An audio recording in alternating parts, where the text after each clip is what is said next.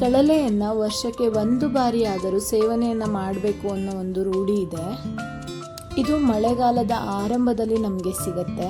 ಇದನ್ನು bamboo shoot ಅಂತಲೂ ಕರೀತಾರೆ. ಈ ಕಳಲೆಯನ್ನು ಬಳಸ್ಕೊಂಡು ನಾನು ಒಂದು ಟ್ರೆಡಿಷ್ನಲ್ ಆಹಾರ ಪದ್ಧತಿಯಾದ ಕಳಲೆ ಪಲ್ಯವನ್ನು ಮಾಡ್ತಾ ಇದ್ದೀನಿ. ಇದು ತುಂಬ ರುಚಿಕರವಾಗಿರುತ್ತೆ. ಬನ್ನಿ ಹೇಗೆ ಮಾಡೋದು ಅಂತ ನೋಡೋಣ. ಹಾಯ್, ಹಲೋ, ನಮಸ್ತೆ, ಎಲ್ಲರೂ ಹೇಗಿದ್ದೀರಿ? ಈ ವಿಡಿಯೋವನ್ನು ಕೊನೆ ತನಕ ನೋಡಿ, ಹಾಗೆ ಲೈಕ್ ಮಾಡಿ, ಶೇರ್ ಮಾಡಿ, ಕಾಮೆಂಟ್ ಮಾಡಿ, ಸಬ್ಸ್ಕ್ರೈಬ್ ಮಾಡೋದನ್ನು ಮರಿಬೇಡಿ. ಮೊದಲಿಗೆ ಕಳಲೆಯನ್ನು ಪಲ್ಯಕ್ಕೆ ಬೇಕಾಗಿರುವಂತೆ ಚಿಕ್ಕದಾಗಿ ಹೆಚ್ಕೊಳ್ಬೇಕು. ಹೆಚ್ಕೊಂಡಿರುವಂತಹ ಕಳಲೆಯನ್ನು 2 ದಿನ ನೀರಲ್ಲಿ ನೆನೆಸಿಡಬೇಕು. ದಿನಕ್ಕೊಂದ್ಸರಿ ನೀರನ್ನು ಚೇಂಜ್ ಮಾಡಿ ಇಡಬೇಕು. ಆಲ್ಮೋಸ್ಟ್ 3 ಟೈಮ್ ಚೇಂಜ್ ಮಾಡಬೇಕು. ಪಲ್ಯವನ್ನು ಮಾಡೋದಕ್ಕೆ ಮೊದಲು ಒಗ್ಗರಣೆಯನ್ನು ಮಾಡ್ಕೊಳ್ತಾ ಇದ್ದೀನಿ. ಒಗ್ಗರಣೆಗೆ 4 ರಿಂದ 5 ಸ್ಪೂನ್ ಎಣ್ಣೆ, ಹಾಗೆ 1 ಸ್ಪೂನ್ ಉದ್ದಿನಬೇಳೆ, ಅರ್ಧ ಸ್ಪೂನ್ ಸಾಸಿವೆ, 2 ಹಸಿಮೆಣಸಿನ್ಕಾಯಿ, ಹಾಗೆ ಸ್ವಲ್ಪ ಕರಿಬೇವಿನ ಸೊಪ್ಪು, ಇದಿಷ್ಟನ್ನು ಹಾಕಿ ಸ್ವಲ್ಪ ಹುರ್ಕೊಳ್ಬೇಕು. ನಾನಿಲ್ಲಿ ಕೊಬ್ಬರಿ ಎಣ್ಣೆಯನ್ನು ಯೂಸ್ ಮಾಡಿದ್ದೀನಿ.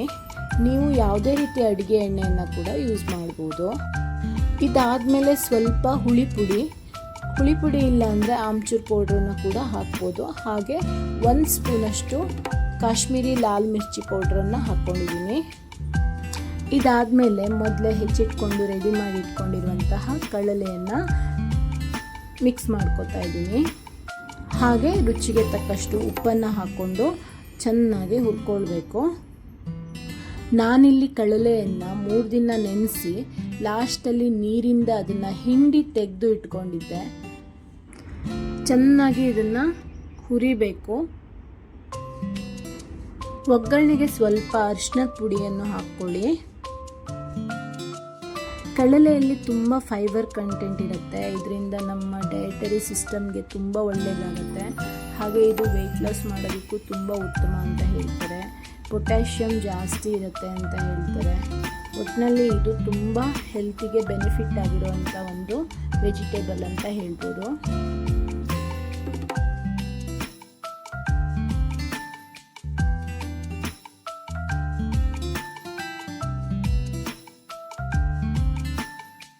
ಸ್ವಲ್ಪ ಹೊತ್ತು ಇದನ್ನು ಬಿಡದೆ ಹುರ್ಕೊಳ್ಬೇಕು. ಹುರ್ಕೊಂಡಾದಮೇಲೆ ಒಂದು 2 to 3 ಮಿನಿಟ್ಸು ಪ್ಲೇಟನ್ನು ಮುಚ್ಚಿ ಬಿಟ್ಟುಬಿಡಬೇಕು. ಯಾಕಂದರೆ ಅದೊಂದು ಸ್ವಲ್ಪ ಬೆಂದ್ಕೊಳ್ಳುತ್ತೆ, ನೀರು ಬಿಟ್ಟು ಬೆಂದ್ಕೊಳ್ಳುತ್ತೆ. ನೋಡಿ, ಹೀಗೆ ಕ್ಲೋಸ್ ಮಾಡಬೇಕು. ಈಗ ನಾನು ಕ್ಲೋಸ್ ಮಾಡಿದ್ದೀನಿ. ಜಾಸ್ತಿ ಹೊತ್ತು ಬೇಡ, ಬೇಗ ಬೆಂದ್ಬಿಡುತ್ತೆ. ನೋಡಿ, ಇವಾಗ ಪಲ್ಯ ರೆಡಿಯಾಗಿದೆ. ಇದನ್ನು ನಾವು ಸೈಡ್ ಡಿಶ್ ಆಗಿ ಅನ್ನದ ಜೊತೆಗೂ ಕೂಡ ಸರ್ವ್ ಮಾಡ್ಬೋದು. ಹಾಗೆ ಚಪಾತಿ, ರೊಟ್ಟಿ ಎಲ್ಲದಕ್ಕೂ ಕೂಡ ಇದನ್ನ ಸರ್ವ್ ಮಾಡ್ಬೋದು. ಚಪಾತಿ ಮತ್ತು ರೊಟ್ಟಿಗೆ ಇದು ಒಳ್ಳೆ ಕಾಂಬಿನೇಷನ್ ಅಂತ ಹೇಳ್ಬೋದು.